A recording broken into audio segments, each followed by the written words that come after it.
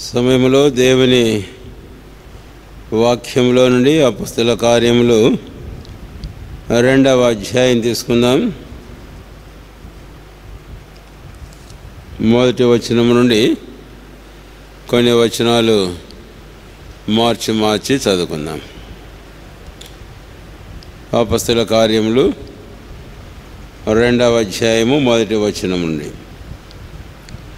Pentecost పండుగ దినం వచ్చినప్పుడు అందరూ ఒక చోట కూడి ఉండిరి.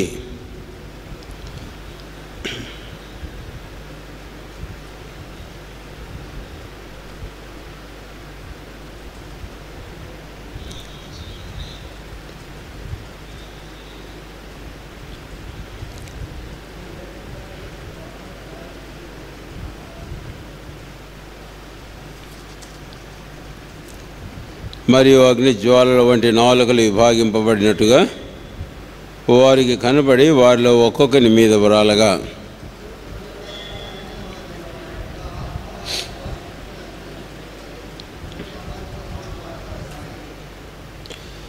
ఆ కాలమున ఆకాశము క్రిందన ఉండు ప్రతి జనములో నుండి వచ్చిన భక్తిగల యూదులు యెరూషలేములో కాపురముండిరి.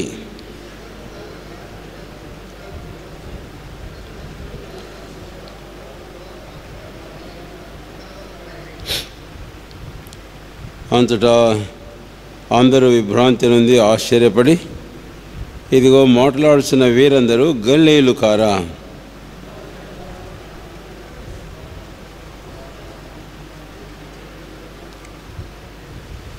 పార్థీయులు, మాదీయులు, ఎలామీయులు, మెసొపొతామియా, యూదయ, కప్పదొకియ, పొంతు, ఆసియా, ఫ్రుగియా, పంఫులియా, ఐగుప్తు అను దేశముల ఎందలి వారు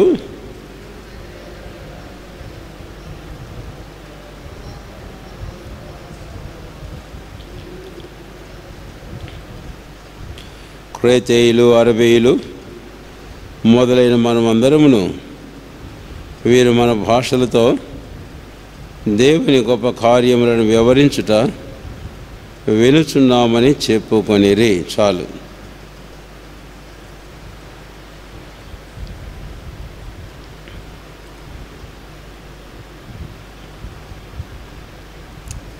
ఎఫెసీయులకు రాసిన పత్రిక 5వ అధ్యాయం. అందరము కలిసి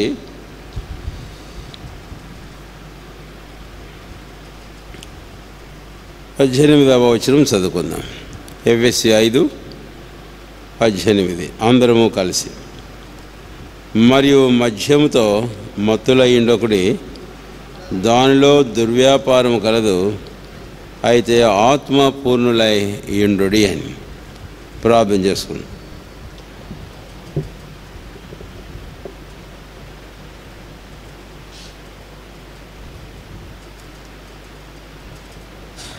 ప్రేమ కలిగిన మా తండ్రి, మా రక్షకుడైన యేసు ప్రభువారి శ్రేష్టమైన నామమున మీకు వందనాలు చెల్లిస్తున్నాం. మరి ఒక పర్యాయము మమ్మల్ని మేము తగ్గించుకుంటూ విశ్వాసంతో ప్రశస్తమైన మీ రక్త ప్రోక్షణ కింది మేము తెచ్చుకొంచున్నాం. మమ్మల్ని మీరు కడుగుము తండ్రి, మమ్మల్ని ఖాళీ చేయము. మీ ఆత్మతో మమ్మల్ని మీరు నింపు. మీ వాక్యమును ధ్యానను మా అందరికీ ఎంతో ఆశీర్వాదకరంగా మీరు చేయమని ప్రార్థన చేస్తున్నాం. త్రిత్వంలో పరిశుద్ధాత్మని బట్టి మీకు స్తోత్రాలు చెల్లిస్తున్నాం. ఈ సాయంకాలం ముందు ఏమైతే మా కొరకై మీరు కలిగి ఉన్నారో, దాచుంచారో మాకు అనుగ్రహించుము ప్రభువా. మీ ఆత్మ ద్వారానే ఈ సంగతులు మాకు తేటగా బోధించు. మీ వాక్యం యొక్క సర్వ సత్యంలోనికి మమ్మల్ని మీరు నడిపించమని మీకు ప్రార్థిస్తున్నాం. మా ఆత్మీయ జీవితంలో కొరకైన ఆరోగ్యవంతమైన ఉపదేశాన్ని మీరు మాకు అనుగ్రహించమని మీకు ప్రార్థన చేస్తున్నాం. మీ వాక్యంలోని ఆశ్చర్యమైన సంగతులు మేము చూడగలిగినట్టు మా కన్నులు మీరు తెరవండి. మా ప్రార్థన మీరు ఆలకించు, మమ్మల్ని మీరు అంగీకరించు. మా సమయం ఎంతో ఆశీర్వాదకరంగా చేయండి. యేసు ప్రభు వారి శ్రేష్టమైన నామమును స్తుతించి ప్రార్థించి వేడుకొంచున్నాము తండ్రి. ఆమేన్.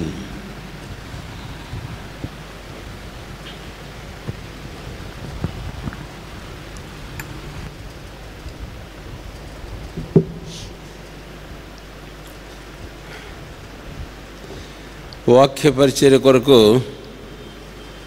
మనము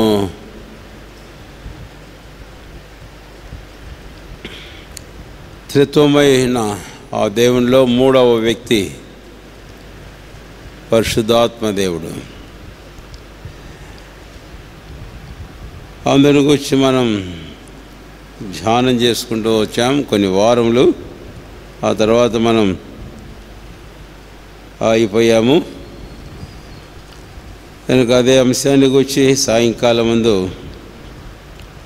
మరలా మనం వస్తున్నాం.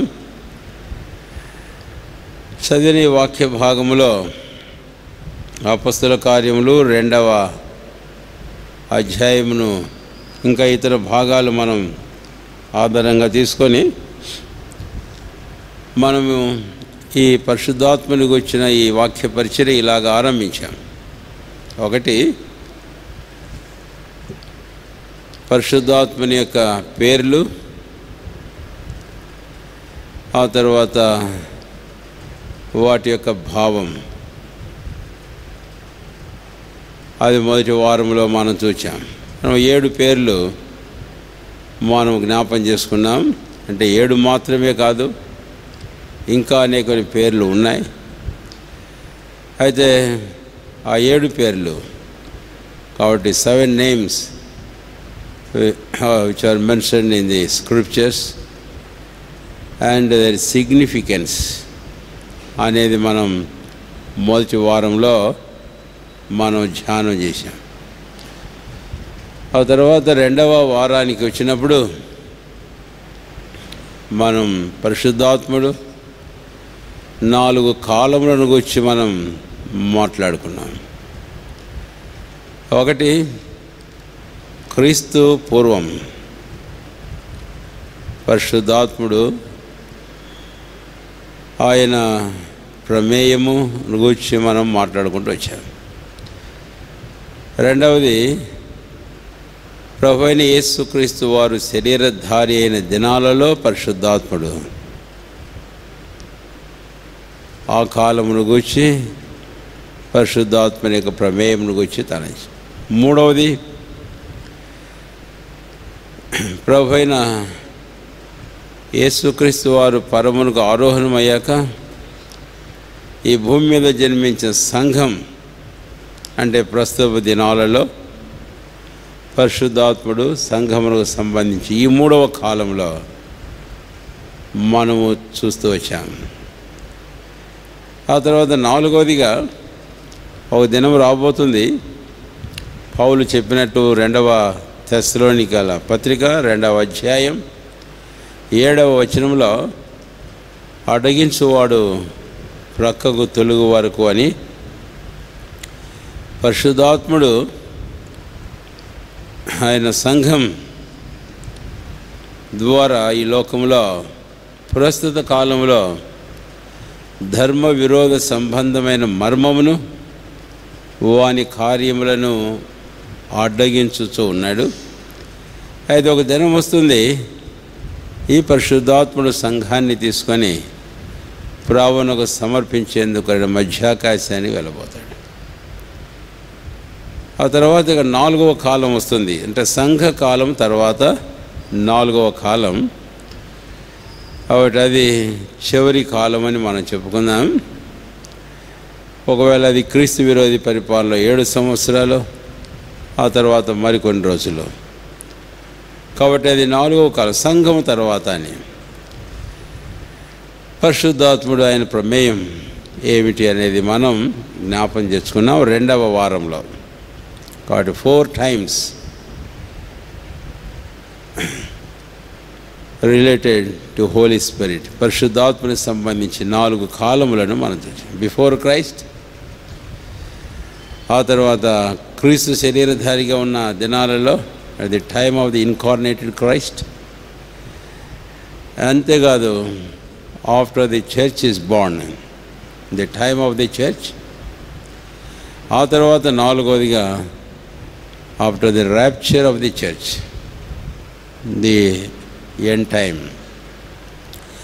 తర్వాత 3వ వారానికి మనం వచ్చినప్పుడు మరొక అంశాన్ని మనం తలంచాం. ఆ 3వ వారంలో పరిశుద్ధాత్మ బాప్తిస్మాన్ని గురించి మనం మాట్లాడుకున్నాం. The baptism of the Holi spirit, పరిశుద్ధాత్మని యొక్క బాప్తిస్మము అని. ఎందుకంటే అపొస్తలుల కార్యంలో 1వ అధ్యాయంలో మనం ఆ మాట చూస్తాం. 5వ వచనం, యోహాను నీళ్లతో బాప్తిస్మం ఇచ్చెను కానీ కొద్ది దినములలోగా మీరు పరిశుద్ధాత్మలో బాప్తిస్మము పొందెదరనెను అని. కాబట్టి పరిశుద్ధాత్మలో బాప్తిస్మము అని. కాబట్టి 3వ తలంపు, 3వ వారంలో మనం ధ్యానం చేసిన ముఖ్యాంశం ఏంటంటే the baptism of the Holi spirit అని. ఇదేమిటి అనే విషయాన్ని మనం ధ్యానం చేస్తూ వచ్చాం. 3వ వారంలో అప్పుడు 4 సందర్భాలు మనం జ్ఞాపకానికి తెచ్చుకున్నాం. అపొస్తలుల కార్యములు 2వ అధ్యాయంలోను, ఆ తర్వాత అపొస్తలుల కార్యములు 8వ అధ్యాయంలోను, ఆ తర్వాత అపొస్తలుల కార్యములు 10వ అధ్యాయంలోను, ఆ తర్వాత అపొస్తలుల కార్యములు 19వ అధ్యాయంలోను. ఈ 4 సందర్భాలలో పరిశుద్ధాత్మ బాప్తిస్మమును గురించి మనం చూస్తాం. పరిశుద్ధాత్మ బాప్తిస్మము అనేది నూతన నిబంధనలో పత్రికల్లోకి మనం వచ్చినప్పుడు కూడా ఆ విషయం మనకు అర్థమవుతుంది. పౌలు కొరింథీయులకు రాస్తూ మొదటి పత్రిక 12వ అధ్యాయంలో 12-13 వచనములో మనం ఒక ఆత్మ యందు ఒక శరీరములోనికి బాప్తిస్మం పొందితిమి అని అన్నాడు. కనుక ఆ పరిశుద్ధాత్మ బాప్తిస్మము ఈ 4 సందర్భాల్లో మనం చూస్తాం. ఇక్కడ మనము అనేక రకాలైన బోధలు మనం వింటూ ఉంటాం పరిశుద్ధాత్మ యొక్క బాప్తిస్మం గురించి. కానీ దేవుని వాక్యమును సరైన రీతిగా అర్థం చేసుకోవడం అనేది మనకు చాలా అవసరం. లేకపోతే మనము ఆత్మీయంగా నష్టపడతాం. దేవుని వాక్యంలో ఈ మాట రాయబడింది. పౌలు తిమోతి రాస్తూ మొదటి పత్రిక 2వ అధ్యాయం 4వ వచనంలో మనుషులందరూ రక్షణను పొంది సత్యమును గురించిన అనుభవ జ్ఞానం కలవారై ఉండవాలని దేవుడు ఇచ్చయించుచూ ఉన్నాడు అన్నాడు. కాబట్టి మనం సత్యమును గురించిన గ్రహింపు, సత్యమును గురించిన సరైన అనుభవం, జ్ఞానం మనకు అవసరం.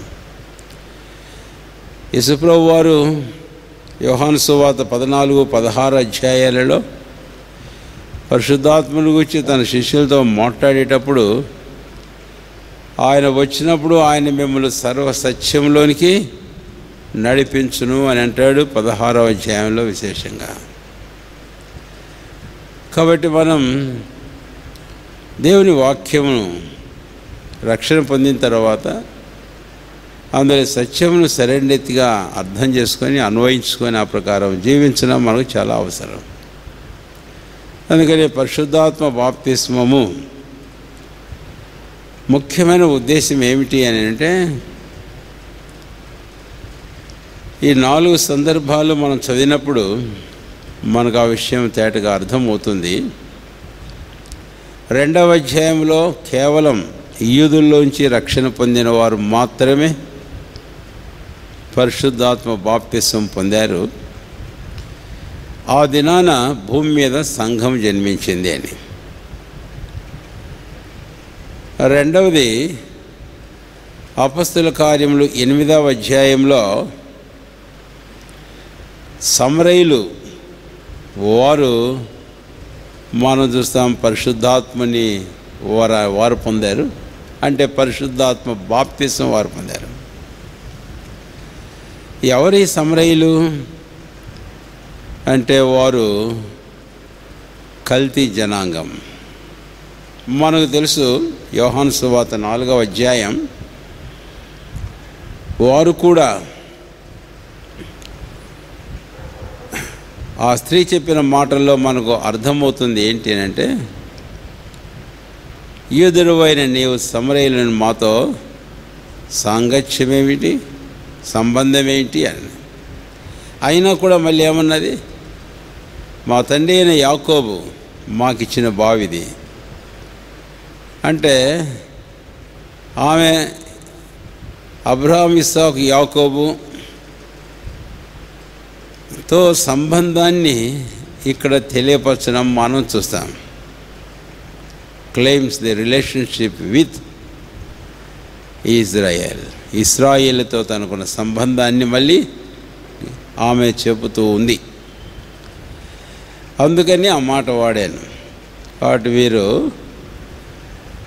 యూదులు, ఆ తర్వాత సమరయులు, వారి సంతానం సమరయులు. సరే, ఆ విషయానికి వచ్చి ఇప్పుడు మనం తేటగా తలంచం. కానీ అయితే 8వ అధ్యాయంలో సమరయులు సువార్త విని రక్షణ పొంది వారు పరిశుద్ధాత్మ బాప్తిస్మమును పొందారు. సరే, ఆ తర్వాత మూడవదిగా మనం చూస్తే అపొస్తలుల కార్యం 10వ అధ్యాయంలో పేతురు అపొస్తలులు కొర్నేలు ఇంటికి వచ్చాడు. ఆ సందర్భంలో మనకు వాడబడిన ఒక మాట ఏంటి అంటే 10వ అధ్యాయం తర్వాత 11వ అధ్యాయంలో అన్యులు సువార్త విని రక్షణ పొంది ఆ తర్వాత పరిశుద్ధాత్మ బాప్తిస్మమును వారు పొందారు అనేవి అక్కడ మనం చూస్తాం, అన్యులు. కాబట్టి ఇప్పుడు యూదులు, సమరయులు, అన్యులు, ఈ ముగ్గురిని మనం తర్వాత చివరిగా 19వ అధ్యాయము అపొస్తలుల కార్యంలో మరికొంతమందిని చూస్తాం. 1వ వచనం నుంచి 7వ వచనం వరకు మనం చూస్తే ఇంకా క్రింద కూడా అక్కడ యోహాను బాప్తిసం పొందిన వారిని మనం చూస్తాం. పౌలు అపొస్తలుడు ఎఫెసుకు వెళ్ళాడు. కొరింథీ ప్రాంతంలో పరిచయం చేస్తూ ఆ తర్వాత ఎఫెసు వెళ్ళినప్పుడు అక్కడ వీరు తటస్థమయ్యారు. అప్పుడు పౌలు అపొస్తలుడు వారిని ప్రశ్నించాడు, మీరు బాప్తిసం పొందినప్పుడు లేక ప్రభువైన యేసుక్రీస్తు విశ్వాసం ఉంచినప్పుడు పరిశుద్ధాత్మను పొందితిరా అని అడిగాడు. అదే కదా అపొస్తలుల కార్యములు 19వ అధ్యాయం. రండి దయచేసి 1వ వచనం. అపోల్లో కొరింథీలో ఉన్నప్పుడు జరిగినది ఏమనగా, పౌలు ప్రదేశంలో సంచరించి ఎఫెసునకు వచ్చి కొందరు శిష్యులను చూచి మీరు విశ్వసించినప్పుడు పరిశుద్ధాత్మను పొందితరా అని వారిని అడుగా. విశ్వసించినప్పుడు అని. ఆ తర్వాత బాప్తిసానికి వచ్చి మనము క్రిందకు వస్తే అదే భాగంలో 4వ వచనం చివరి భాగం. మారుమనసు విషయమైన బాప్తిసం ఇచ్చును 3వ వచనం. అప్పుడు అతడు, అలాగైతే మీరు దేన్ని బట్టి బాప్తిసం పొందితేనని అడుగగా. కాబట్టి ఇక్కడ కూడా బాప్తిసానికి వచ్చి మనం చూస్తాం. అయితే ఇది యోహాను బాప్తిసం వారు పొందారు, నీటి బాప్తిస్మము అని, యోర్దానులో యోహాను. సరే, 19వ అధ్యాయంలో ఎఫెస్కు వచ్చినప్పుడు మనం మామూలుగా చెప్పుకుంటూ పోయేటప్పుడు ఎఫెస్సు గ్రేకేయులు అని అంటూ ఉంటాం. కానీ విశేషంగా వీరికి మనం వస్తే వారిని గురించి ఇక్కడ వాడిన మాట శిష్యులు అని అన్నప్పుడు వీరు ఎవరి శిష్యులు అంటే యోహాను చేత బాప్తిస్మమిచ్చి యోహాను చేత బాప్తిసం పొందిన వారు అనుకోండి. అంటే అట్టి యోహాను యొక్క బాప్తిసం పొందారు. కాబట్టి వీళ్ళ గురించి మనకు ఒక అర్థం అవుతుంది ఏంటంటే, they might be the disciples of John the Baptist, బాప్తిస్మిచ్చు యోహాను యొక్క శిష్యులు. సరే, వీరిని పౌలు అపొస్తలులు ప్రశ్నిస్తూ మీరు విశ్వసించినప్పుడు బాప్తిసం పొందితిరా అని అన్నప్పుడు, విశ్వసించినప్పుడు పరిశుద్ధాత్మను పొందితిరా 1వ వచనం. అప్పుడు వారన్నారు, పరిశుద్ధాత్ముడు ఉన్నాడన్న సంగతే మాకు తెలియదు అని. అప్పుడు మరి మీరు ఏ బాప్తిసం పొందారు, ఏం పొందారంటే యోహాను బాప్తిసం పొందామన్నారు. అయితే తర్వాత ఏమైందంటే పౌలు వారికి సువార్త చెప్పాడు. వారు ప్రభు అయిన క్రీస్తుని విశ్వాసం ఉంచారు, వారు బాప్తిసం పొందారు. ఈ భాగం ఒక కష్టతరమైన భాగం. దీన్ని ఒకవేళ ప్రభు చిత్తమైతే ఒక భాగముగా మనం ధ్యానం చేయడం అవసరమేనేమో, చూద్దాం. ఇది తేటగా మనం అర్థం చేసుకోవడం చాలా ప్రాముఖ్యమైన విషయం. తర్వాత ఏమైందంటే వారు మళ్ళీ బాప్తిసం పొందారు. ఇప్పుడు సెకండ్ బ్యాప్టిజం. కొంతమంది మొదటి బాప్తిసం తర్వాత మళ్ళీ రెండవ బాప్తిసం పొందితే పరిశుద్ధాత్మని పొందుతాము అనుకుంటారు. ఎందుకంటే ఇక్కడ మరలా వారు బాప్తిసం పొందారు, పౌలు అపొస్తలుల వారి మీద చేతులు ఇచ్చినప్పుడు వారు పరిశుద్ధాత్మను పొందారు అనేది మనం చూస్తాం. సరే, ఇప్పుడు ఆ విషయాన్ని గురించి మనము మరొక పర్యాయం చూడడానికి ప్రయత్నం చేద్దాం. ఈ 4వ సందర్భంలో ఇక్కడ యోహాను శిష్యులు అని అంటే ప్రభువైన క్రీస్తుకు ముందుగా ఉన్నవారు, యోహాను కాలంలో యోహాను శిష్యులుగా ఎంచబడి ఆయన బాప్తిసం పొందినవారు, వారు ఇప్పుడు పరిశుద్ధాత్మ బాప్తిసం పొందుతున్నారు. ఈ 4 సందర్భాలు మనం ఇంతకుముందు చూచాం. ఇది 3వ వారం మనం చూసింది పరిశుద్ధాత్మని యొక్క బాప్తిసం అనే అంశం. వారు జ్ఞాపం చేస్తున్నాను ఈ సాయంకాలం, ఎందుకంటే కొంత గ్యాప్ వచ్చింది కాబట్టి. అసలు ముఖ్యమైన ఉద్దేశం ఏమిటి అని అంటే ఇక్కడ మనం నేర్చుకోవాల్సింది ఇంకో ప్రాముఖ్యమైన విషయం ఉంది. ఎందుకంటే వారు పరిశుద్ధాత్మ బాప్తిసం పొందగానే భాషలు మాట్లాడారు. భాషలు మాట్లాడమే వారు పరిశుద్ధాత్మ బాప్తిసం పొందడానికి రుజువు, గుర్తు అని అంటుంటారు. ఈ విషయాల గురించి కూడా మనం కొంతవరకు తాకినట్టు గుర్తు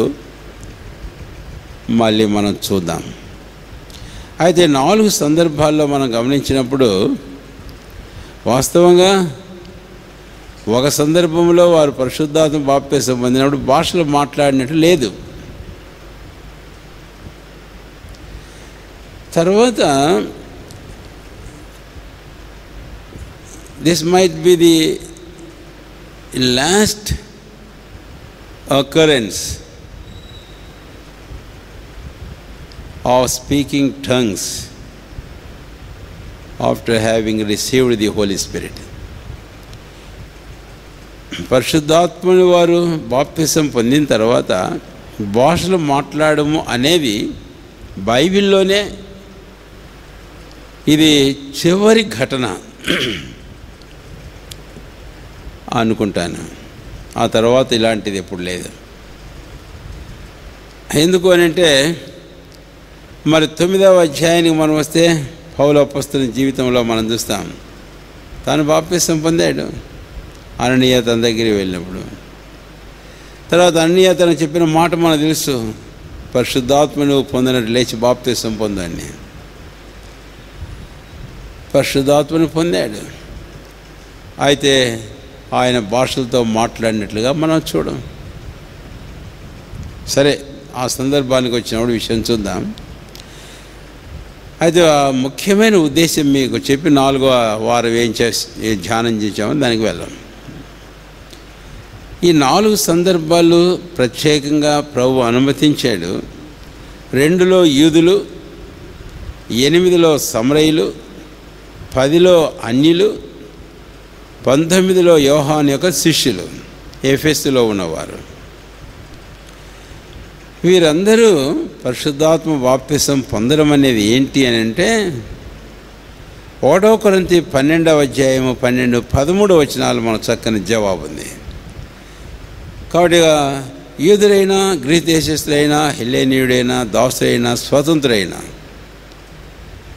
ఒక ఆత్మ యందు ఒక శరీరంలోనికి బాప్తిసం పొందారండి.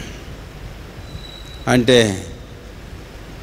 ఇది సందర్భం వీరందరూ వేవేరు వెనకటి చరిత్రలు కలవారు అయినప్పటికీ క్రీస్తునందు విశ్వాసం ఉంచిన తర్వాత ఒక ఆత్మయందు వారు పొందిన బాప్తిసం వారందరూ ఒక శరీరం అని చూపిస్తుంది.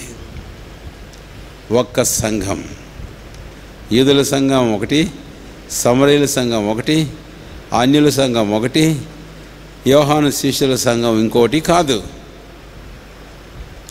ఇందుకు దేవుడు అనుమతించాడు. కాబట్టి పరిశుద్ధాత్మ బాప్తిసం యొక్క అస్సలు అర్థం, the very meaning of the baptism of the Holi spirit is to be brought in to one church, one body,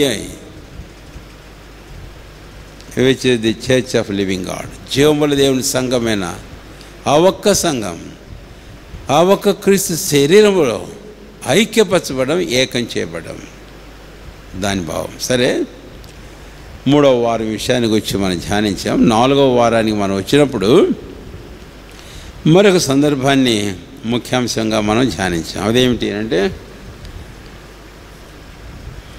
పరిశుద్ధాత్మతో నింపబడుట. ఎఫెసీ పత్రిక 5వ అధ్యాయము 18వ వచనంలో ఇందాక మనం ఒక వచనం మాత్రమే మనం చదివాం. ఆ సందర్భంలో పౌలు అపోస్తలుడు ఎఫెసీలోని సంఘానికే ఈ పత్రికను రాస్తూ, మద్యంతో మీరు మత్తులై యుండుక ఆత్మపూర్ణులై యుండుడి అనే మాట తాను రాయడం మనం చూస్తాం. ఆత్మపూర్ణులై యుండుడి అని.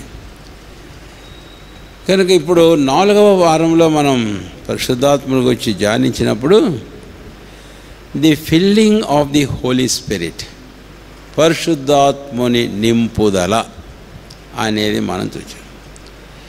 ఇక్కడ ఒక మాట ముందుగా మనం చెప్పుకోవాలి. ఏంటంటే బైబిల్లో పరిశుద్ధాత్మ బాప్తిసం పొందుడి అని ఎక్కడా చెప్పినట్లుగా మనం చూడం. Be baptized in the Holi spirit అని మనం చూడం. ఒక పాపి రక్షించబడిన తర్వాత నీటి బాప్తిసం విషయానికి వచ్చినప్పుడు తండ్రి యొక్కయు కుమారుని యొక్కయు పరిశుద్ధాత్మ యొక్కయు నామములోనికి, నామములలోని కాదు, నామములోనికి బాప్తిసం ఇడని ప్రభు చెప్పాడు. ఆ ప్రకారం చేస్తాం. అయితే మనకు అపొస్తలుల కార్యం 1వ అధ్యాయంలో 4-5 వచనాల్లో చెప్పబడిన ఆత్మ బాప్తిసం, పరిశుద్ధాత్మ బాప్తిసం, యోహాను చెప్పిన మాట, తాను నీళ్ళలో బాప్తిసం ఇస్తూ నా వెనక వచ్చిన వాడు నాకంటే గొప్పవాడు, ఆయన మీకు ఆత్మతోనూ అగ్నితోనూ బాప్తిసం ఇస్తాడు అని చెప్పాడు. కాబట్టి పరిశుద్ధాత్మ బాప్తిసం ఆ విషయానికి మనం వస్తే, దేర్ ఇస్ నో కమాండ్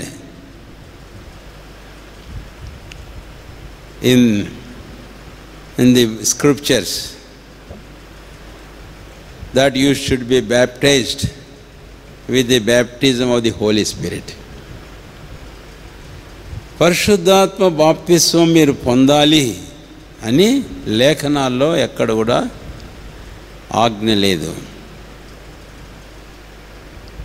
సంఘం జన్మించకముందు, సంఘం జన్మించిన తర్వాత మనం చూస్తాం. ప్రవక్తలు, అపొస్తలులు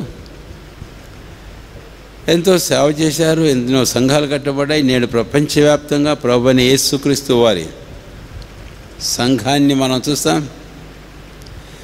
అయితే ఎక్కడ కూడా లేఖనాలలో you must be baptized with the baptism of the Holi spirit అనే కమాండ్, ఆజ్ఞ మాత్రం లేదు. అయితే మరి ఏ ఆజ్ఞ ఉందో తెలుసా? ఎఫెసీ పత్రిక 5వ అధ్యాయం 18వ వచనంలో మనం చదివాం. Be filled with the Holi Spirit. మీరు పరిశుద్ధాత్మతో నింపబడుడి. కాబట్టి పరిశుద్ధాత్మ దేవుడు తన సేవకుడైన పౌలు ద్వారా మాట్లాడుతూ ఆ ఎఫెసులో ఉన్న సంఘముతో ఈ మాట అంటాడు, మీరు ఆత్మచేత నింపబడుడి అన్నమాట. కాబట్టి ఇక్కడ మనం ఇంకా 4వ వారంలో పరిశుద్ధాత్మ నింపుదలను గురించి మనం ధ్యానం చేసినప్పుడు కొన్ని పదాలు వాడాం. ఏంటి ఆ కొన్ని పదాలు అంటే, అపొస్తలుల కార్యములు 2వ అధ్యాయము 4వ వచనంలో 1-2 వచనంలోనేమో 2వ అధ్యాయం అపొస్తలుల కార్యం 1-2 2వ వచనం, అప్పుడు వేగముగా వీచు బలమైన గాలి వంటి ఒక ధ్వని ఆకాశం నుండి అకస్మాత్తుగా వచ్చాడు. కాబట్టి ఆకాశం నుంచి అకస్మాత్తుగా వచ్చాడు. ఏమొచ్చింది? వేగముగా వీచు బలమైన గాలి. అయితే ఆ గాలి ఇచ్చినప్పుడు శబ్దం అక్కడ మనం చూస్తాం. ఎక్కడి నుంచి వచ్చింది గాలి? ఇది ఆకాశం నుంచి వచ్చిన గాలి. ఏంటి గాలి అనేది మనం ఫస్ట్ బైబిల్ స్టడీలో పరిశుద్ధాత్మకు ఉన్న అనేక పేర్లు ఒక పేరు విండ్, గాలి అనేది మనం చెప్పుకున్నాం. కాబట్టి హీబ్రూ భాషలో ఆ గాలి అనే పదానికి, స్పిరిట్ అనే పదానికి ఒకే పదం వాడాడు. కనుక మనకు తేటగానే అర్థమవుతుంది, వేరే భాషలో మనం వెళ్ళాల్సిన అవసరం కూడా ఏం లేదు. కాబట్టి ఆ గాలి ఏంటో కాదు, పరిశుద్ధాత్ముడే అని. ఎక్కడి నుంచి వచ్చాడు అంటే పరలోకం నుంచి వచ్చాడు. ఇక్కడేమో మనకు వ్రాయబడింది ఆకాశము నుండి అని. అది ఇంగ్లీష్ బైబిల్లో ఫ్రమ్ హెవెన్. అది చాలా ప్రాముఖ్యమైన మాటే. So this wind has come from heaven. ఆకాశం అన్నప్పుడు మనము ఇంకోసారి మిస్గైడ్ అయ్యే అవకాశం ఉంటుంది. అందుకనే హెవెన్, పరలోకము నుంచి. మామూలు గాలి అయితే ఈ భూమి మీద ఏదో ఒక దిక్కు నుంచి వీస్తుంది. అయితే ఈ గాలి పరిశుద్ధాత్ముడు ఈ భూమి మీద ఏదో దిక్కు నుంచి రావడం కాదు, ఆయన పరలోకం నుంచి వచ్చాడు. తన్ని వాగ్దానం చేశాడు, కుమారుడు ఆ విషయాన్ని వాగ్దానం చేశాడు, జ్ఞాపం చేశాడు. ఆయన వెళ్ళిన తర్వాత పంపించాడు పరలోకం నుంచి పరిశుద్ధాత్మని. సరే, ఆ సందర్భంలో 4వ వారంలో 4 పదాలు ఏం జ్ఞాపం చేశానంటే, ఈ 4వ అధ్యాయంలో 2వ అధ్యాయంలో 4వ వచనంలో వ్రాలటం. ఆ తర్వాత అక్కడే మనం తర్వాత వద్దాం అక్కడికి. తర్వాత మనం 10వ అధ్యాయానికి వెళితే అపొస్తలుల కార్యంలో అక్కడ మనం చూస్తాం, వారి మీదకి దిగి వచ్చెను, స్పిరిట్ డిసెండెడ్, ఆత్మ వారి మీద దిగి రావడం మనం చూస్తాం. 19వ అధ్యాయంలో 8వ అధ్యాయం అపొస్తలుల కార్యంలో దే రిసీవ్డ్, వారు పరిశుద్ధాత్మను పొందారు అని మనం చూస్తాం.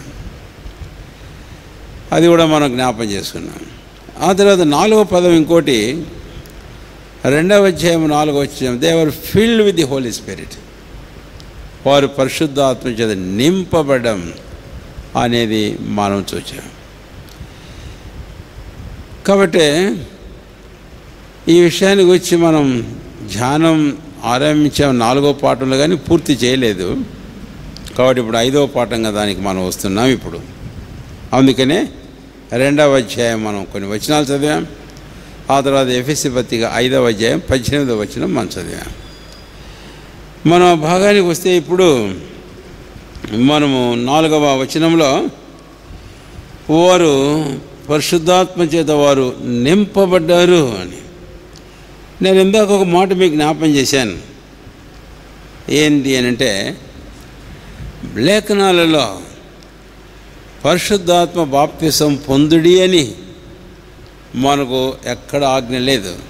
డైరెక్ట్గా కానీ ఇండైరెక్ట్గా కానీ, ప్రత్యక్షంగా కానీ పరోక్షంగా కానీ అపొస్తలుల ద్వారా లేఖనాల్లో మనకు ఎక్కడా వ్రాయబడలేదు. Be baptized with the baptism of the Holi spirit అని. అయితే be filled with the Holi spirit అని. కాబట్టి దీని అర్థం ఏమిటి అని అంటే, we have to distinguish or make a difference. అంటే పరిశుద్ధాత్మతో బాప్తిసం పొందడం, పరిశుద్ధాత్మ నింపబడం అనే ఈ రెండు ప్రాముఖ్యమైన అంశాలు వేరు చేయాలి.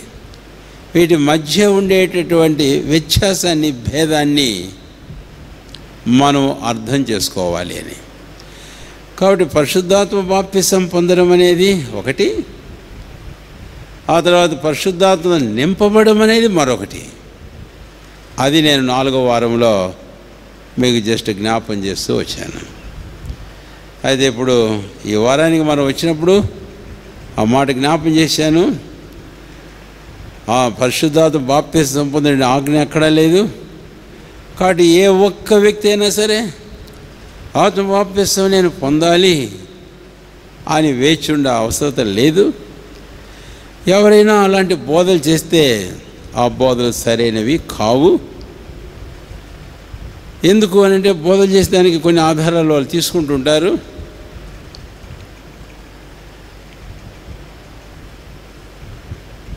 అందుకని అపొస్తలుల కార్యం 19వ అధ్యాయంలో భాగాన్ని కూడా కొంతమంది కోట్ చేస్తారు.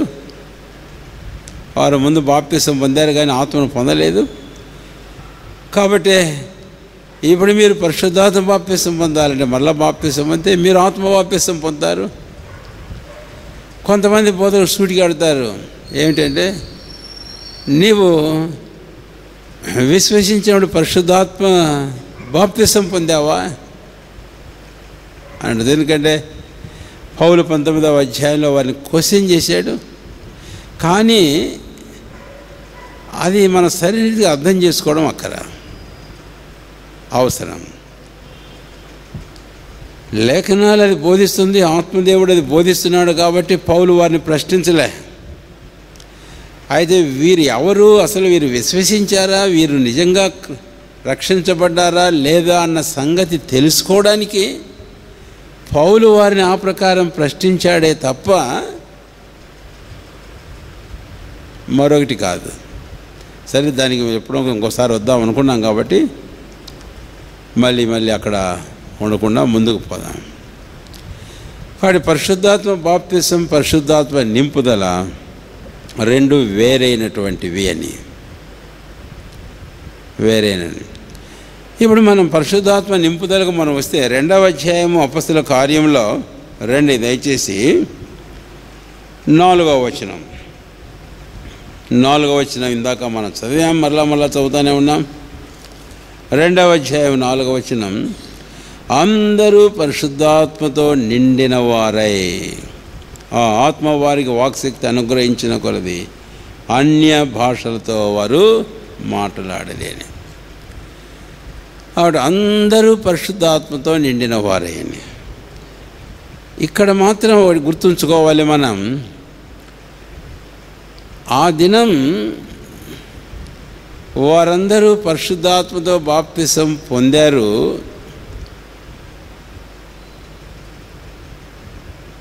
అదే సమయంలో వారు పరిశుద్ధాత్మ చేత నింపబడ్డారు. యూదులైన వారందరూ ఒక శరీరమైన సంఘంలోనికి వారు బాప్తిసం పొందారు. That was the day, the birthday of the church on the earth. భూమి మీద సంఘం జన్మించే సంఘటన అది సంఘం యొక్క జన్మదినం. సరే, ఇప్పుడు ఈ విషయానికి వచ్చి మనం తలంచేటప్పుడు పరిశుద్ధాత్మతో నింపబడము అనేటటువంటిది 2వ అధ్యాయంలో వారందరూ నింపబడిన that was the initial filling of the Holi spirit in their lives. వారి జీవితములలో మొట్టమొదటిసారి వారు పరిశుద్ధాత్మతో నింపబడిన అనుభవాన్ని అక్కడ మనం చూస్తాం. అయితే పరిశుద్ధాత్మతో నింపబడడం అనేది ఇది ఎడతెగని అనుభవం. This is the continuous experience of a believer as long as he lives in the body on this earth. శరీరంలో లోకంలో తాను నివాసం చేసే కాలమంతా ఒక విశ్వాస యొక్క ఎడతెగని అనుభవం పరిశుద్ధాత్మతో నింపబడడం అనేది. అయితే పరిశుద్ధాత్మ బాప్తిసం అనేది లేదు ఇక. అందుకని నేను ఇందాక జ్ఞాపం చేశాను, పరిశుద్ధాత్మ బాప్తిసం పొందండి లేదు ఇక. అయితే పరిశుద్ధాత్మ నింపబడి అనేది మనం చూస్తే ఇది ఒక వ్యక్తి జీవితంలో ఎడతెక్కకుండా కొనసాగే ఒక ప్రక్రియ. So being field continuously in the life of a believer అని. అయితే ప్రారంభం ఇక్కడ మనం చూస్తాం ఈ ఈ యుగంలో అపొస్తలుల 2వ అధ్యాయం 4వ వచనంలో. అయితే రండి ఈ విషయాన్ని మనం తేటగా అర్థం చేసుకోవడానికి అపొస్తలుల కార్యములు 4వ అధ్యాయానికి వెళ్దాం. 4వ అధ్యాయం 8వ వచనం. పేతురు పరిశుద్ధాత్మతో నిండిన వాడై ఇట్లా నేను. ఇక్కడ చూసారా, ఈ 2వ అధ్యాయంలో పేతురు ఉన్నాడు కదా, అక్కడ మనకు తేటగానే అర్థమవుతుంది. ఆయన తర్వాత మిగిలిన 11 అపొస్తలులతో కూడా లేచి ఆయన సువార్త ప్రకటించినట్లుగా మనం చూస్తాం. కాబట్టి he was one among all those people who gathered there when the Spirit descended, when they were baptized in the Holy Spirit. ఆత్మ దిగి వచ్చినప్పుడు, పరిశుద్ధాత్మ బాప్తిసం పొందినప్పుడు, ఆత్మతో నింపబడినప్పుడు పేతురు కూడా ఆ గుంపులో ఒకడు. మరి నింపబడ్డాడు కదా, మరలా ఏంది 4వ అధ్యాయంలో 8వ వచనంలో పేతురుని గూర్చి మాట వ్రాయబడింది, పేతురు పరిశుద్ధాత్మతో నిండిన వాడ ఇట్లా నేను. అలాగే 13వ అధ్యాయం దయచేసి అపొస్తలుల కార్యములు 13వ అధ్యాయం.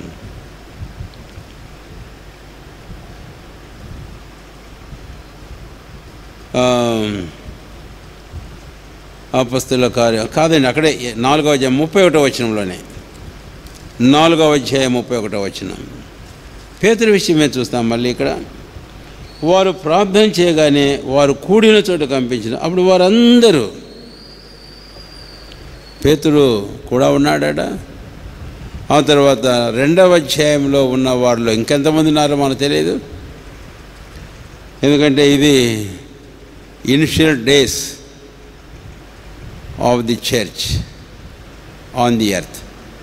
ఈ భూమి మీద సంఘం జన్మించిన జన్మ ఆరంభ దినాలు, వారములు, మాసములు, సంవత్సరాలు. కాబట్టి 4వ అధ్యాయంలో మనం గమనించినట్లయితే వారు అందరూ పరిశుద్ధాత్మతో నిండిన వారే, వారు కూడిన చోటును కంపించను. అప్పుడు వారందరూ పరిశుద్ధ. ఎందుకు ఈ సంగతులు జ్ఞాపం చేస్తున్నాను అంటే, పరిశుద్ధాత్మ నింపుదల అనేది ఇది ఒక వ్యక్తి జీవితంలో ఎడతెగ కొనసాగే అనుభవం అని మీకు అర్థం కావడానికి ఈ సంగతులు జ్ఞాపం చేస్తున్నాను. ఇదేదో ఎవరో చెప్పినట్టు ఒక్కసారి ఆత్మతో నింపబడితే భాష మాట్లాడితే అయిపోయింది అనేది కాదు. కాబట్టి వాక్యంలో రుజువులతో మనం చూస్తున్నాం. ఇప్పుడు పేతురుని గురించి మనం చూసాం కదా. 2వది అపొస్తలుల కార్యంలో మనం వస్తే 6వ అధ్యాయంలో స్టెఫను గురించి మనం చూస్తాం. రండి, అపొస్తలుల కార్యములు 6వ అధ్యాయం 5వ వచనం. ఈ మాట జన సమూహమంతరికి ఇష్టమైనందున వారు విశ్వాసంతోను పరిశుద్ధాత్మ నిండుకొనిన వాడైన స్టెఫను పరిశుద్ధాత్మతో నిండుకొనిన వాడు అనే మాట ఇక్కడ మనం చూస్తాం. అయితే అందరితో అయిపోయిందా? 7వ అధ్యాయం 55వ వచనాన్ని మనం వస్తే, అయితే అతడు పరిశుద్ధాత్మతో నిండుకున్న వాడై ఆకాశం తెరచు. ఎవరు? స్టెఫనే. 6వ అధ్యాయంలో తాను సంఘంలో ఒక ప్రత్యేకమైన పరిచయం గురించి బాధ్యతలో నియమించబడేటప్పుడు, అయితే 7వ అధ్యాయంలో తను గూర్చి వ్రాయబడిన ఈ మాట స్టెఫను జీవితంలో చివరి గడియలు, భూమి మీద శరీరంలో జీవించిన ఆ జీవితకాలం చివరి గడియలు. He was about to die. అప్పుడు ఆయన గురించి ఏముండి రాయబడిందంటే స్టెఫను పరిశుద్ధాత్మ నిండుకునేవాడు. అక్కడ నిండుకొని మళ్ళీ ఇక్కడ నింపడమైంది. అందుకే జ్ఞాపం చేస్తున్నాను, ఇది ఎడతే కానీ. మూడవదిగా పౌలును చూద్దాం. అపొస్తలుల కార్యములు 9వ అధ్యాయం, దయచేసి 9వ అధ్యాయం 17వ వచనం. అననీయ తన దగ్గరికి వచ్చినప్పుడు పౌలుతో చెప్పిన మాట ఇది. అననీయ వెళ్ళి ఆ ఇంట ప్రవేశించి అతని మీ చేతులుంచి, సౌలా సహోదరుడా, నీవు వచ్చిన మార్గంలో నీకు కనబడిన ప్రభువైన యేసు నీవు దృష్టి పొంది పరిశుద్ధాత్మతో నింపబడినట్లు నన్ను పంపి ఉన్నాడని చెప్పాను. అప్పుడే అతని కన్నుల నుండి పొల్ల వంటివి రాలగా దృష్టికి లేచి బాప్తిసం పొందిను. తర్వాత ఆహారం పుచ్చుకొని బలపడాను.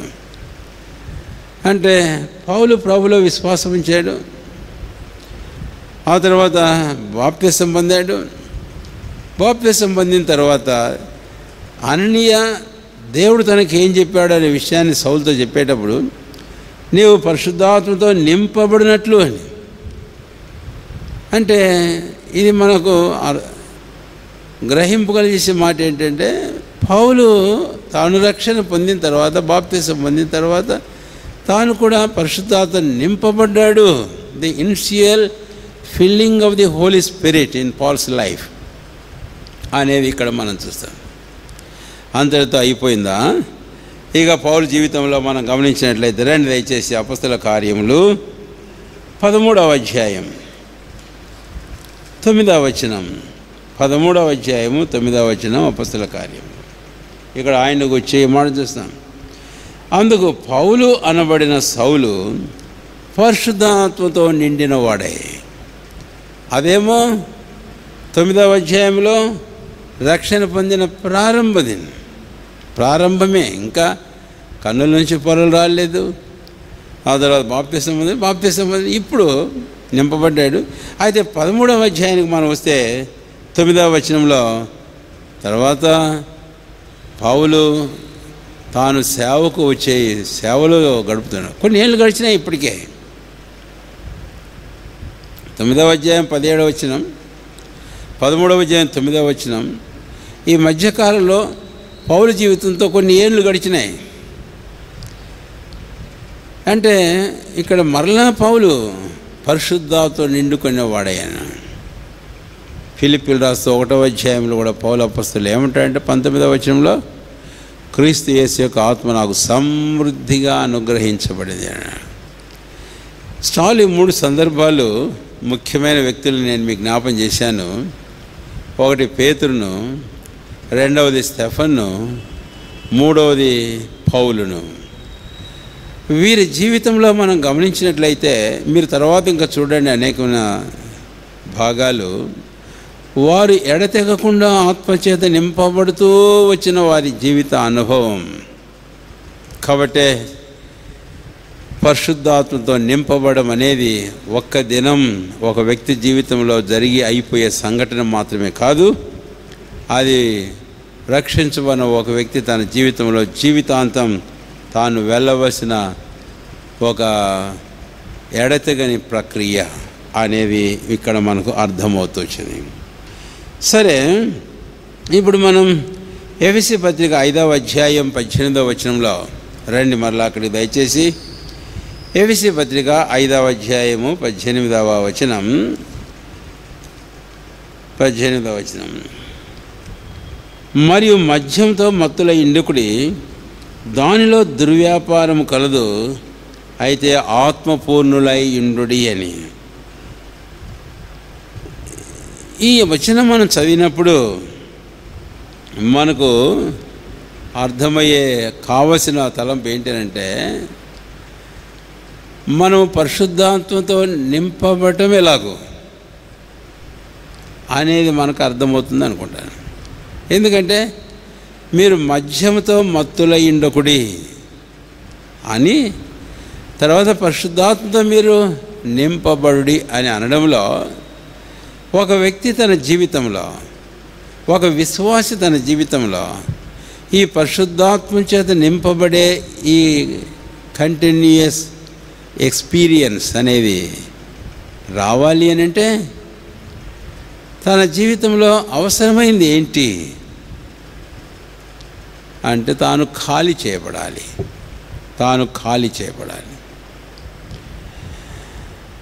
మనము మామూలుగా కూడా చూస్తాం, బైబిల్లో కొన్ని సందర్భాలు చూస్తాం. పాత నిబంధనలో ప్రవక్త యొక్క భార్య ఖాళీ కుండలు తీసుకువచ్చి తన దగ్గర ఉన్న నూనె పోసి నింపినట్లుగా మనం చూస్తాం, ఖాళీ కుండలు. రెండవది యోహాను సువార్త 2వ అధ్యాయాన్ని మనం వచ్చినప్పుడు ప్రభువైన యేసుక్రీస్తు వారు వేటిని నింపమని చెప్పాడు అని అంటే ఖాళీ బాణలు నింపమన్నాడు. 6 బాణలు నీళ్ళతో నింపుడాను. అప్పుడు వాళ్ళు ఏం చేశారంటే అంచుల మటు నింపారు. నేను ఎందుకు చెప్తున్నా ఈ సందర్భాలంటే ఒక వ్యక్తి తన జీవితంలో నింపబడాలంటే ఈ అనుభవం కొరకై ఆ వ్యక్తి తనను ఖాళీ చేసుకోవడం అనేది చాలా ప్రాముఖ్యమైన అవసరం. Unless and until a person empties of himself he cannot be filled with the Holi spirit. పరిశుద్ధాత్మతో నింపబడజాలడు అని తన్ను ఖాళీ చేసుకోకపోతే. కనుక మనము ఖాళీ చేసుకోవాలి. ఈ కొంతమంది దైవజనులు చూసాం వారి జీవితాలలో. కాబట్టి అలాంటి అనుభవం బట్టే వారు ఆ పరిశుద్ధాత్మ చేత వారు నింపబడుతూ వచ్చారు అనేది. సరే, ఖాళీ చేసుకోవడం అంటే ఏమిటి అని, ఏంటి ఖాళీ చేసుకోవడం? 2-3 తలంపులు జ్ఞాపం చేస్తే ఖాళీ చేసుకోవడం అనేది ఒక వ్యక్తి తన జీవితంలో తన అపవిత్రత, పతనములు, మాలిన్య విషయమై ఒప్పుదల అవసరం. ఒప్పుకొని దాన్ని విడిచిపెట్టాలి. He needs to empty himself of all the defilements, shortcomings and infirmities. మనం క్రొత్త నిబంధనలో సరే దానికంటే ముందు దావీదు జీవితానికి మనం వెళితే 51వ కీర్తనలో దావీదు ప్రార్థన చేసినప్పుడు నా యొద్ద నుంచి నీ ఆత్మను తీసివేయకము అని అంటాడు. తాను పాపం చేసినప్పుడు ఆ పాపను కొంచెం గ్రహింపు తనకు తేబడినప్పుడు ప్రవక్త ద్వారా తాను ఏం చేశాడనేది 51వ కీర్తనలో మనకు తేటగా అర్థమవుతుంది. ఎలాగా తాను ఒప్పుకున్నాడో, విడిచిపెట్టాడో, కడగబడ్డాడో. అంటాడు ఒక మాట, హిమము వలె. కాబట్టి కడగబడిన అవసరం, ఖాళీ చేయబడిన. కాబట్టి క్రైస్తవ జీవితం, ఒక విశ్వాసి ఎవరైనా కానీ దేవుని ఆత్మ నింపదలేక అనుభవం మన జీవితంలో కావాలంటే ఎట్టి అపవిత్రత, మాలిన్యం, పాపం నుంచి మనం కడగబడి ఖాళీ చేయబడవలసిన అవసరం ఎంతైనా ఉంది. అందుకని 1వ యోహానులో 1వ అధ్యాయం 9వ వచనంలో మన పాపను మనం ఒప్పుకొనేడలా అంటే ఎవరికి రాస్తున్నాడు యోహాని మాట? అవిశ్వాసులు కాదు. చాలాసార్లు ఈ మాట మనం సువార్తలో చెబుతూ ఉంటాం, మంచిదే. అయితే వాస్తవంగా యోహాను రాసిన 3 పత్రికలు కూడా అవి విశ్వాసులైన వారికి, దేవుని పిల్లలకు రాశాడు. ఆ మాట పదే మనం చూస్తాం ఆ పత్రికలో. ఈ 3 పత్రికల్లో కూడా చూస్తాం పిల్లలనే మాట. కాబట్టి these episodes are written to the believers, not to unbelievers. అవిశ్వాసులు కాదు, విశ్వాసులకే పత్రికలు రాశాడు. వారికి రాస్తూ ఏమంటాడు తెలుసా? మన పాపను మనం ఒప్పుకొనేడలా. కాబట్టి ఒప్పుకోవాలి విశ్వాసులు. ఎక్కడ అపవిత్రత, మాలిన్యం, పాపం మన జీవితాల్లో. రెండవది సామెతల గ్రంథం 28వ అధ్యాయం 13వ వచనానికి మనం కన్నా వస్తే, ఒప్పుకోవడం మాత్రమే కాదు, విడిచిపెట్టడం అనేది మనం చూస్తాం. అతిక్రమలు దాచిపెట్టువాడు వర్ధిల్లడు, వాటిని ఒప్పుకొని విడిచిపెట్టువాడు కనికరం పొందు. కాబట్టి రెండవదిగా విడిచిపెట్టడం. కాబట్టి ఒప్పుకొని క్షమాపణ కోరుకోవడమే కాదు, తర్వాత దాన్ని విడిచిపెట్టడం అనేది మన జీవితంలో చాలా ప్రాముఖ్యమైనది. అప్పుడే అదే మనం ఖాళీ చేసుకోవడము అని అంటే. కాబట్టి కడుక్కున్నాం, క్షమాపణ కోరుకున్నాం, కడుక్కున్నాం, ఖాళీ చేసుకున్నాం. అలాంటి అనుభవం మనల్ని ఆత్మతో నింపేందుకొరకైన అవకాశం. కాబట్టి ఆత్మతో నింపబడుకోరు వారు మనల్ని ఈ విషయంలో ఖాళీ చేసుకుందాం. అది మొదటిదిగా మనం చూస్తాం. అంతేకాదు రెండవదిగా మరొకటి మాట మనం గమనించినట్లయితే, ఒక వ్యక్తి దేవుని ఆత్మతో నింపబడాలి అని అంటే ఆ వ్యక్తి తన స్వయానికి, స్వయం చిత్తానికి చచ్చిపోవాలి, చనిపోవాలి. ఈ విషయానికి వచ్చి మనం గలతీ పత్రిక 5వ అధ్యాయానికి వస్తే 17వ వచనం నుంచి 24వ వచనం వరకు పౌలు అపొస్తలుల భాగంలో పరిశుద్ధాత్మను గురించి మాట్లాడుతూ 24వ వచనానికి వచ్చినప్పుడు ఏమంటాడంటే, క్రీస్తు యేసు సంబంధులు శరీరమును దాని ఇచ్చలతోనూ దురాశలతోనూ సిలువ వేసి ఉన్నారు అని అంటాడు. కాబట్టి విశ్వాసి మన జీవితాల్లో మన స్వయం, మన శరీరం, మన స్వయం చిత్తం, ఇష్టానికి మనం పూర్తిగా చావాలి. అందుకు నేను ప్రభువైన యేసుక్రీస్తు వారి జీవితాన్ని కూడా జ్ఞాపకం చేస్తే, మత్తయి సువార్త 3వ అధ్యాయంలో 4వ అధ్యాయంలో తర్వాత బాప్తిసం పొందిన తర్వాత శోధన 3వ అధ్యాయం చివరి వచనాలలో ఆయన బాప్తిసం పొందిన మరొక సువార్త నీళ్ళలోంచి ఆయన ఒడ్డుకు వచ్చినప్పుడు ఏమైందంట? ఆకాశం తెరవబడింది, ఆత్మ పావురం వల్ల దిగి వచ్చాడు. ఒక స్వరం వినపడుతుంది, నా ప్రియ కుమారుడు యందు నేను ఆనందించున్నాను. అసలు యొర్దాన్లో యోహాను పొందిన బాప్తిసం ఏం చూపిస్తుంది అనే విషయానికి మనం వస్తే కనుక, లూకా 12వ అధ్యాయం 49-50 వచనాల్లో యేసయ్య వాడాడు ఆ మాటలు. అగ్నివేయ వచ్చితిని కానీ నేను ఇబ్బంది పడుతున్నాను, ఎందుకంటే నేను పొందవలసిన బాప్తిసం అన్నది అది నెరవేరు వరకు నేను ఇబ్బంది పడుతున్నాను అన్నాడు. ఏంటి ఆ బాప్తిసం? అప్పటికే యోర్దానులో బాప్తిసం పొందాడు కదా యేసయ్య. కాబట్టి ఈ బాప్తిసం ఆయన శిలువ మరణాన్ని గురించి మాట్లాడుతున్నాడు. శిలువ మరణాన్ని గురించి అంటే ఈ శిలువ మరణం ఆయన ఎప్పుడు నెరవేర్చాడు అంటే, యోర్దానులో యోహాను చేత బాప్తిసం పొందినప్పుడే నెరవేర్చాడు.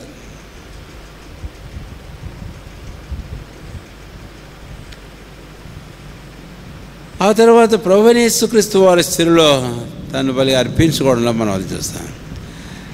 ఆ రోజు యోహాను యోర్దానులో బాప్తిసం పొందినప్పుడు ఏం జరిగినాయో మనం గమనించినట్లయితే, ఆకాశం తెరవబడింది. యేసయ్య శిలువలో చనిపోయినాడు. మత్తయి సువార్త 27వ అధ్యాయంలో ఆలయంలో తెర పైనుంచి క్రిందికి రెండుగా చీనాయి. అంటే ఈ ఆకాశం తెరవబడడం, తెర చినగడం ఏం చూపిస్తుంది అని అంటే, పరమునకు తండ్రి సన్నిధికి మార్గం సరళం చేయబడింది అనేది చూపిస్తుంది. సరే, ఒక చిన్న పోలిక నేను జ్ఞాపం చేశాను. ఎందుకు అని అంటే, ఆ శిలువ మరణం, యోర్దానులో బాప్తిసం, ఆ శిలువలో మరణం, ఇదంతా ఎక్కడ కేంద్రీకృతమైంది అనేది మనం చూస్తే, లూకా సువార్త 22వ అధ్యాయము 43-44 వచనాలలో గెత్సెమనేలో యేసయ్య ప్రార్థన చేస్తూ ఈ మాట అంటాడు, తండ్రి నీ చిత్తమైతే గిన్నె నా ఎదుట నుంచి తొలగించు, ఆయనను నా ఇష్ట ప్రకారం కాదు నీ చిత్త ప్రకారమే కానిమ్మన్నాడు. So by this we understand that Jesus died to his self will అనేది ఇక్కడ మనకు అర్థం. దానికోసమే ఎన్ని జ్ఞాపం చేయాల్సి వచ్చింది. మన జీవితంలో అర్థం చేసుకుందాం. ఈ అనుభవం మనకు లేకపోతే పరిశుద్ధాత్మ చేత నింపబడిన అనుభవం మనకు రక్షించబడిన కాదనం, విశ్వాసమే కాదనం. మరొక మాట కూడా వాడుతున్నాను, పరిశుద్ధాత్మ బాప్తిసం పొందాం. ఇట్ ఈస్ ట్రూ, నిజం. బట్ పరిశుద్ధాత్మ నింపుదల అనేది ఉండదు. ఎందుకు ఉండదు అంటే, ఇది ఆత్మ నింపుదల మన జీవితంలో కావాలి అని అంటే మన స్వయం ఇష్టం చిత్తానికి మనం చావాలి. అది చాలా ప్రాముఖ్యమైన విషయం. మూడోది ఇంకొక మాట మాత్రం జ్ఞాపం చేస్తాను. అపొస్తలుల కార్యములు దయచేసి రండి, 5వ అధ్యాయం. అపొస్తలుల కార్యములు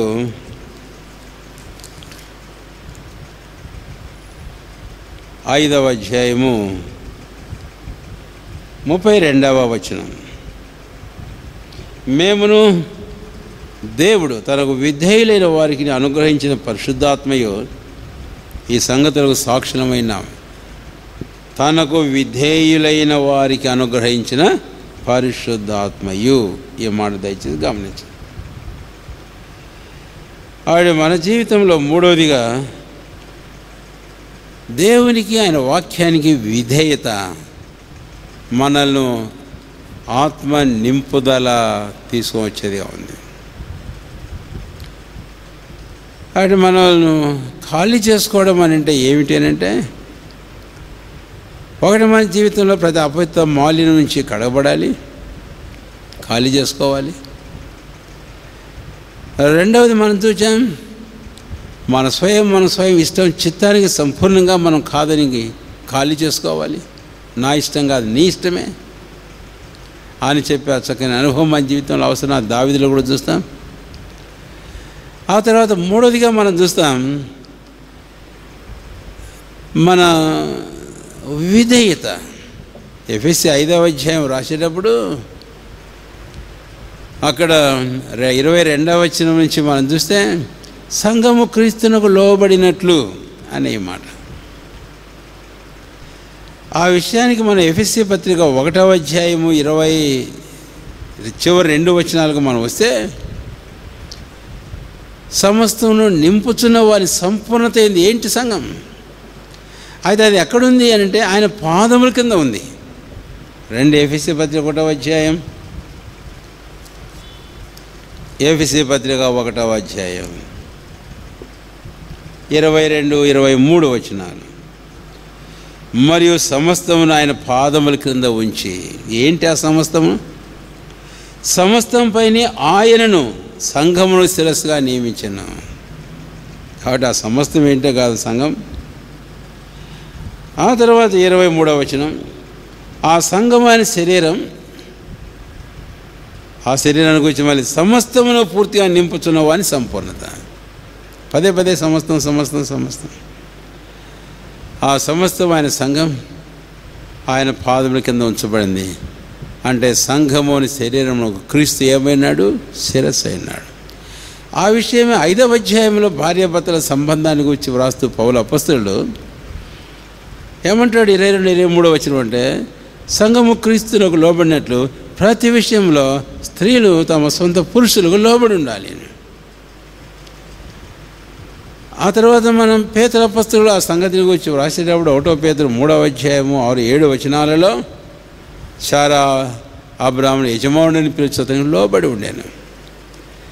కాబట్టి మన జీవితంలో మూడవదిగా ప్రభువైన క్రీస్తుకు మనం సంపూర్ణంగా లోబడి ఆయనకు, ఆయన వాక్యాన్ని సంపూర్ణ విధేయత మనము చూపినప్పుడే we provide the place for Christ to fill us with his spirit. క్రీస్తు తన ఆత్మతో మనల్ని నింపునట్లు మనం ఖాళీ స్థలాన్ని ఒకటి ఏర్పాటు చేస్తున్నాం. ఇది మనం చూస్తాం. అందుకనే ఆత్మతో నింపబడడానికి మన జీవితంలో ఖాళీ చేసుకోవాల్సిన అవసరత, అగత్యత. ఎఫెసీ పత్రిక 5వ అధ్యాయము 18వ వచనంలో మనం చూస్తే మద్యముతో మత్తులైండొకడి ఆత్మపూర్ణులై ఇండుడి అనే మాటలో మనము చూస్తాం. సరే, మరొక మాటకు వెళ్ళిపోయి ముగించడానికి ప్రయత్నం చేద్దాం.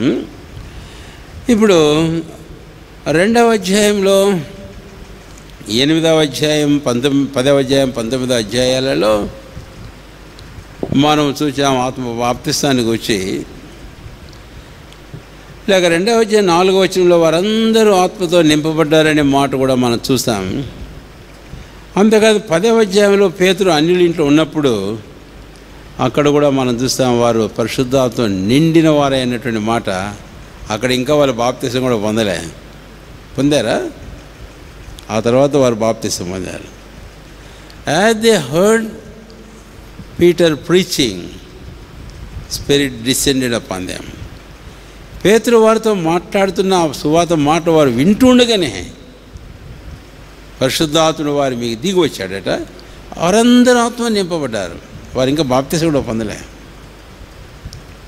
అంటే ఇక్కడ మరొకటి కూడా మనం గుర్తుంచుకోవాలి. ఒక వ్యక్తి పరిశుద్ధాత్మ బాప్తిసం పొందడం అనేటటువంటిది నీటి బాప్తిసం పొందితే కాదు. సరే, ఆ విషయాన్ని మనం ఎప్పుడు వద్దాం ఒకసారి. కనుక ఇప్పుడు మనము గమనిస్తే ఈ సందర్భాలలో ఏం జరిగింది అని అంటే,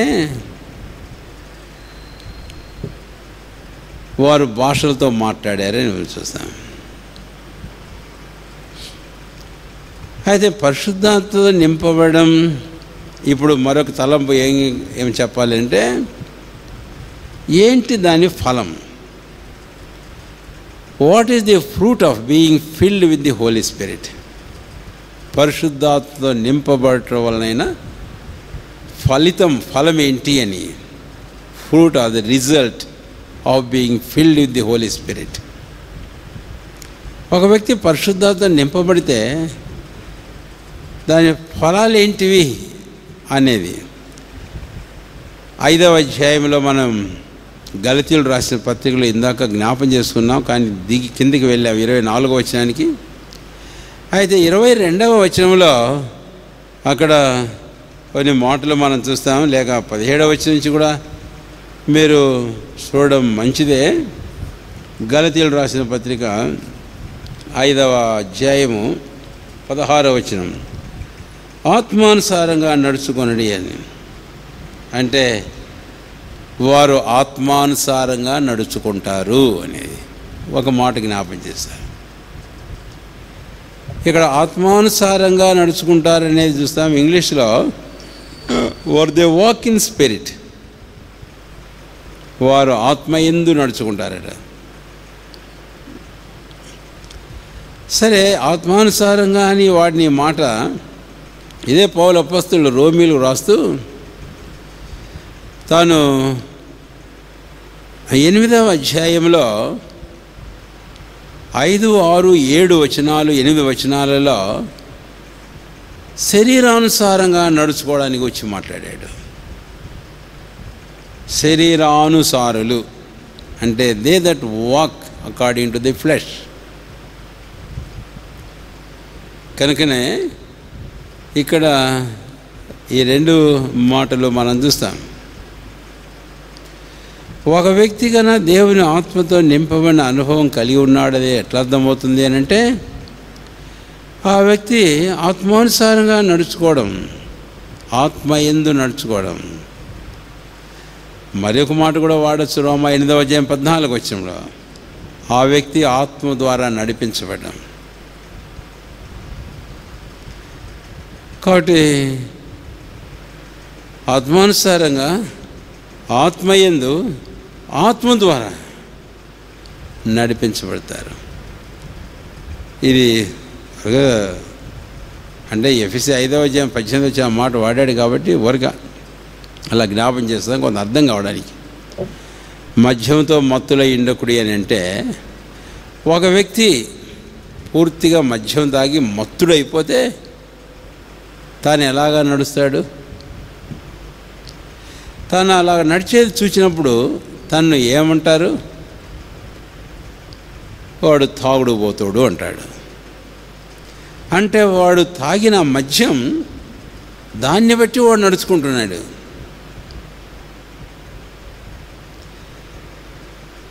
అయితే ఆత్మదేశం నింపబడినప్పుడు ఒక వ్యక్తి ఆత్మయందు ఆత్మానుసారంగా ఆత్మ ద్వారా నడిపించబడతాడు.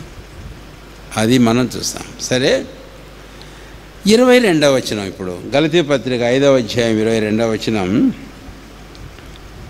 22వ వచనం. అయితే ఆత్మఫలం ఏమనగా ప్రేమ, సంతోషం, సమాధానం, దీర్ఘశాంతం, దయాలత్వం, మంచితనం, విశ్వాసం, సాత్వికం, ఆశ, నిగ్రహం. సరే, ఇక్కడికి మనం పోతాం. ఇక అయితే ఆత్మ యందు నడుచుకోవడం, ఆత్మ ద్వారా నడిపించబడడం, ఆత్మానుసారంగా నడుచుకోవడం అనే విషయాన్ని నేను ముగించకముందు పౌలు కొరింథీయులు రాస్తూ మొదటి పత్రిక 3వ అధ్యాయంలో ఆ మాటలు వాడినట్టుగా మనకు అర్థమవుతుంది. తర్వాత గలతీలు కూడా వ్రాస్తున్నాడు, మీరు ఆత్మానుసారంగా ఆరంభించి శరీరానుసారంగా పరిపూర్ణులవుతారా అని 3వ అధ్యాయం గలతీ పత్రికలో. కాబట్టి ఆత్మానుసారాలు మనుషులతో మాట్లాడి నేను మీతో మాట్లాడాలనుకుంటున్నాను, కానీ కేవలం శరీర సంబంధులైన మనుషులతో మాట్లాడాల్సి వచ్చింది అని పౌలు కొరింథీయులకు వచ్చి 1 కొరింథీ 3లో వ్రాస్తాడు. కాబట్టి 1 కొరింథీ 3, గలతీ 3వ అధ్యాయం, ఈ 2 అధ్యాయాలు గుర్తుంచుకొని తర్వాత మీరు చదివితే మొదటి వచనాలలో ఈ సంగతి మనకు తేటగా అర్థమవుతుంది. అంటే రక్షించబడి పరిశుద్ధాత్మ బాప్తిసం పొందిన దేవుని ప్రజలు పరిశుద్ధాత్మతో నింపబడకుండా ఉంటే వాళ్ళు శరీరానుసారంగానే నడుచుకుంటారు.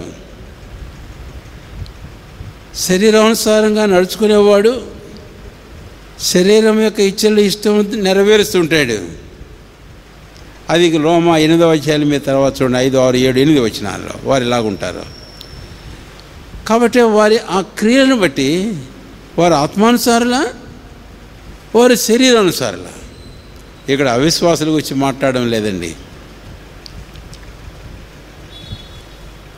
ఇక్కడ అవిశ్వాసుల గురించి మాట్లాడడంలే, ఇక్కడ విశ్వాసుల గురించే మాట్లాడతారు. కాబట్టి వారు ఆత్మానుసారులా, శరీరానుసారులా, ఆత్మానుసారులా. వెనుకనే రక్షించబడి పరిశుద్ధాత్మ బాప్తిసం పొంది, నీటి బాప్తిసం పొంది అయినా సరే ఆత్మచేత నింపబడక శరీరానుసారులుగా జీవించే ప్రమాదాన్ని గురించి మనం కొరింథీయులకు, గలతీయులకు రాసిన పత్రికల్లో మనకు తేటగా అర్థమవుతుంది. ఈరోజు ఒక్కసారి మన గురించి కూడా మనం తలద్దాం.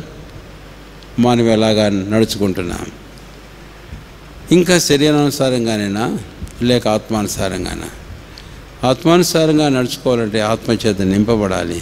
ఆత్మచేత నింపబడినప్పుడు దాని ఫ్రూట్స్ ఏంటి అనేది ఇక్కడ మనం చూస్తే 5వ అధ్యాయం గలతీయులు రాసిన పత్రిక, అవన్నీ వ్యాఖ్యానించడం లేదు కానీ చదువుతున్నాను.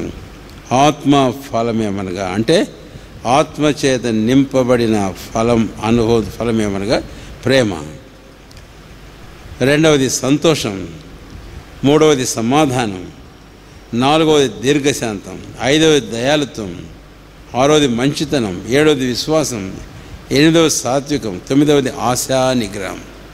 ఇవన్నీ వారిలో కనపడతాయి. ఇవన్నీ వారిలో కనపడతాయి. ఎందుకంటే ఈ 9 ఆత్మ ఫలాలు ఆత్మతో నింపబడిన ఒక వ్యక్తి జీవితంలో ఇవి కనపడతాయి. ఇవి రిజల్ట్ అన్నమాట. ఇది ఫ్రూట్. ఇది లేకుండా ఎవరైనా నేను ఆత్మతో నింపబడ్డానని చెప్పడం అనేది ఏమాత్రం సమంజసం కాదు. మనము ఈ అపొస్తలుల జీవితంలో ఇందాక మనం ముగ్గురిని చూస్తూ వచ్చాము. ఆత్మచేత నింపబడిన వారిని గురించి వారి జీవితంలో అదే మనం చూస్తాం. సరే, ఇక్కడ నేను ఒక సందర్భంతో ముగించబోతా.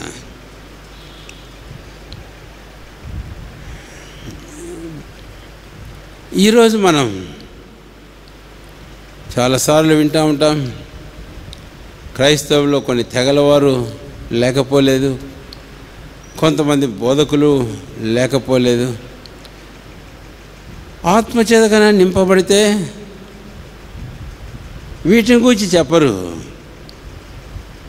అయితే 2వ అధ్యాయంలో, ఆ తర్వాత 10వ అధ్యాయంలో ఈ 4 ఒక చోట లేదులేండి భాషలతో మాట్లాడంటే, ఈ సందర్భాల్లో వారు భాషలతో మాట్లాడారు, మీరు భాషలతో మాట్లాడాలి. అంటే ఒక వ్యక్తి ఆత్మ బాప్తిసం పొంది ఆత్మతో నింపబడడం అనేది ఆ వ్యక్తి భాషలతో మాట్లాడడమే రుజువు అని అనడం మనం చూస్తాం. ఇలాంటి తలంపు తాత్పర్యం ఈరోజు అనేకుల మధ్య లేకపోలే. అందుకని ఈ విషయానికి వచ్చి జాగ్రత్త. అందుకని ఇక్కడ ఒక మాట చెప్పి నేను ముగించిపోతాను. ఏంటంటే, ఆత్మచేత నింపబడము అనేది భాషలు మాట్లాడడం ఒక రుజువు కాదు. అయితే ఇందాక నేను మీకు జ్ఞాపం చేసిన వాక్యంలో అది రుజువు. ఒకవేళ ఇప్పుడు ఈ భాషలతో మాట్లాడే విషయానికి మనం వచ్చినప్పుడు, బైబిల్లో కొరింథీ మొదటి పత్రిక 12వ అధ్యాయము 13, 14 అధ్యాయాలు తర్వాత మీరు తేటగా చదవండి. 1వ కొరింథీ 12వ అధ్యాయము 4వ వచనం నుంచి 11వ వచనం వరకు we see the gifts of the Holy Spirit. పరిశుద్ధాత్మ వరముల గురించి మనం చూస్తాం. ఆ వరముల్లో భాషలు మాట్లాడడం కూడా ఒక వరం. పరిశుద్ధాత్మ వరం భాషలు మాట్లాడారు. ఆ విషయానికి వచ్చి పౌలు కూడా రాశారు 12వ అధ్యాయం. 13వ అధ్యాయంలో ఆ మాట వాడాడు 8వ వచనంలో. 1 కొరింథీ 13:8. ఆ తర్వాత 14వ అధ్యాయం 1, 2, 3 వచనాల్లో కూడా ఆ మాట వాడాడు. తర్వాత 22వ వచనం నుంచి కూడా మళ్ళీ ఆ మాట వాడినట్లుగా మనం చూస్తాం. కాదనం. అయితే ఇప్పుడు ఆయనే ఆ విషయాన్ని గురించి వ్రాసేటప్పుడు 13వ అధ్యాయం 8వ వచనంలో ఆ వరమును గురించి ఏం రాశాడు అంటే, భాషలు ఆగిపోవును అన్నాడు. అంటే టంగ్స్ సీజ్డ్. 1 కొరింథీ 13:8 కొరింథీయులు రాసిన మొదటి పత్రిక 13వ అధ్యాయం 8వ వచనం. చివరి భాషలైనను నిలిచిపోవును. భాషలు నిలిచిపోయినాయి. నేను అందుకే ఇందాకనే ఒక మాట జ్ఞాపం చేశాను. అపొస్తలుల గారు 19వ అధ్యాయంలో ఆ యోహాను శిష్యులను గురించి నేను జ్ఞాపం చేసినప్పుడు, ఆ తర్వాత మనం చూస్తే ఎక్కడా అలాంటి అనుభవం మనకు కనపడదు. భాషలో మాట్లాడిన అనుభవం మనకు కనపడదు. పౌలు బాప్తిసం పొందాడు. భాషలో మాట్లాడా ఆత్మను పొందినప్పుడు? అలాంటిది లేదు. ఇంకేం. సరే, ఇప్పుడు ఈ విషయానికి వచ్చి మనం ఇక్కడ చూస్తే, పరిశుద్ధాత్మ బాప్తిసం పొందినప్పుడు భాషలో మాట్లాడారు, కాదనం. అయితే పరిశుద్ధాత్మతో నింపబడినప్పుడు భాషలో మాట్లాడారా? నింపబడిన దానికి ఇది ఒక రుజువా అంటే బైబిల్లో మనకు ఎక్కడ కనపడుతుంది. సరే, పరిశుద్ధాత్మ వరాల గురించి మాట్లాడేటప్పుడు ఇది ఒక వ్యక్తి ఎప్పుడైతే పరిశుద్ధాత్మ బాప్తిసం పొంది సంఘంలో చేర్చబడ్డాడో, పరిశుద్ధాత్మ తన ఇష్టానుసారంగా సంఘంలోని శరీరంలో ప్రతి వ్యక్తికి ఆయా వరాలు పంచిపెట్టాడు.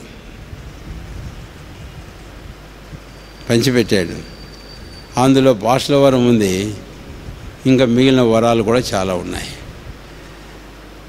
ఈ విషయాన్ని మనం చూస్తే కొరింథీ మొదటి పత్రిక 14వ అధ్యాయంలో భాషలు క్షేమాన్ని కలగచేయలేవట. చూడండి 3వ వచనం.